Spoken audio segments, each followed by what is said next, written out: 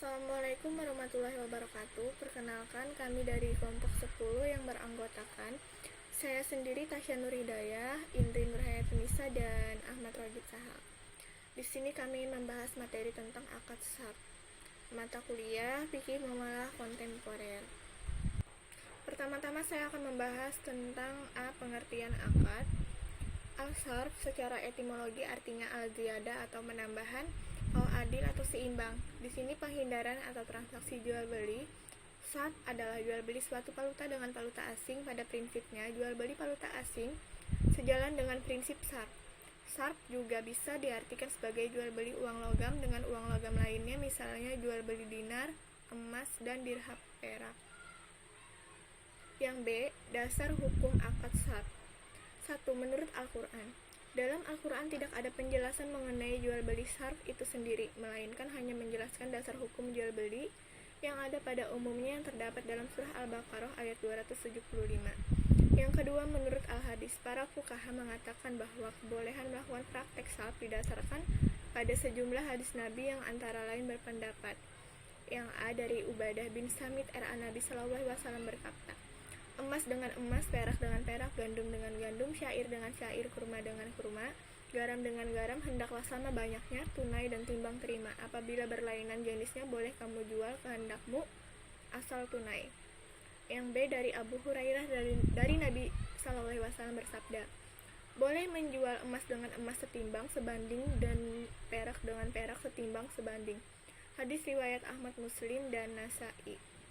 Yang C, dari Abu Hurairah, Nabi bersabda, boleh menjual tamar dengan tamar, gandum dengan gandum, syair dengan syair, garam dengan garam sama sebanding, tunai dengan tunai. Barang siapa yang menambah atau minta tambahan maka telah berbuat riba, kecuali yang berlainan warnanya. Hadis riwayat Muslim.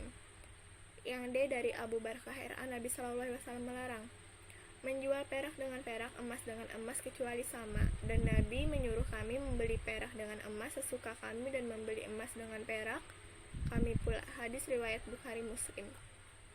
Sekarang yang ketiga, menurut ijma, ulama sepakat bahwa akad sarf disyariatkan dengan syarat-syarat tertentu, yaitu A, tentang pertukaran, B, motif pertukaran, yang C, harus dihindari jual beli bersyarat.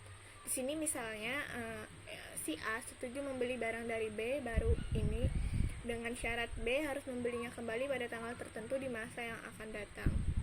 Yang D, ada transaksi berjangka. Di sini harus dilakukan dengan pihak-pihak yang diyakini mampu menyediakan valuta asing yang dipertukarkan. Dan yang terakhir, yang E, tidak dibenarkannya menjual barang yang belum dikuasai atau jual beli tanpa hak kepemilikan. Baik, selanjutnya saya akan membacakan poin C. Rukun dan syarat akad sarf. Rukun dan syarat akad sarf yang harus dipenuhi dalam beberapa transaksi ada beberapa hal, yaitu 1.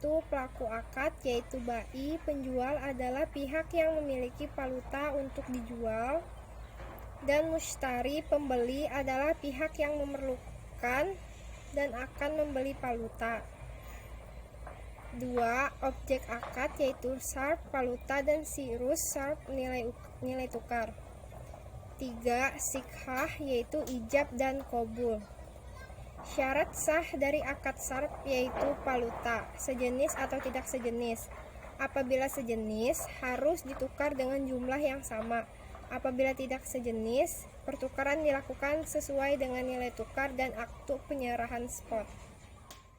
Baik, assalamualaikum warahmatullahi wabarakatuh. Saya Ahmad Ragib Sahal dari kelompok 10 mata kuliah Fikih Kontemporer, ingin melanjutkan materi berikutnya, yaitu aplikasi akad sarf. Aplikasi sarf dapat dilihat dalam praktik money changer, yaitu bank money changer menawarkan saja jasa nasabah dan bank sama-sama menukarkan mata uang, lalu bank mendapatkan fee.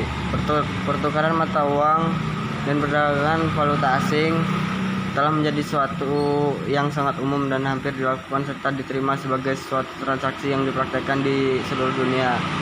Tidak ada sistem ekonomi suatu negara yang mengalami kemajuan tanpa berhubungan dengan pertukaran mata uang dan perdagangan valuta asing. Oleh sebab itu, Islam sebagai agama universal yang fleksibel dengan perkembangan zaman, sudah selayaknya valuta asing diterima sebagai suatu kebutuhan di bidang ekonomi Islam. karena transaksi ini sulit sekali dipisahkan dari dunia keuangan modern. Mungkin cukup sekian dari saya, dan saya mewakili kelompok 10 fikih muamalah kontemporer. Kurang lebihnya mohon maaf yang sebesar-besarnya. Wassalamualaikum warahmatullahi wabarakatuh.